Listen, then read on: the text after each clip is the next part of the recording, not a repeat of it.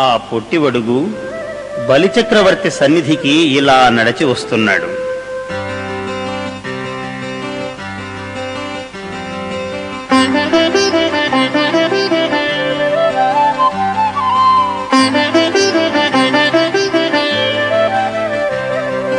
వెడ వెడ నడకలు నడచుచు ఎడ ఎడ అడుగిడగ అడరి ఇలా దిగబడగన్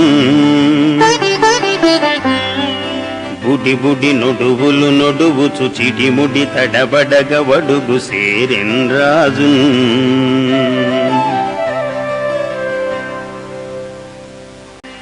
పెరిగి పెరిగి పెరిగి వామనుడు త్రివిక్రముడై ఒక పాదముతో భూమిని మరొక పాదముతో ఆకాశమును ఆక్రమించి మూడవ పాదము వేరొక చోటు లేక బలి శిరస్సున పెట్టి దృఢపాశ బంధాలతో బలిని రసాతలానికి పంపించాడు శ్రీహరి. ఇది చూచి బ్రహ్మదేవుడడిగాడు, శ్రీమన్నారాయణ, నీ లీలలు అనంతములు. అడిగినదే తడవుగా దానమిచ్చిన నీ పాద సరసీరుహ భక్తుడు బలి.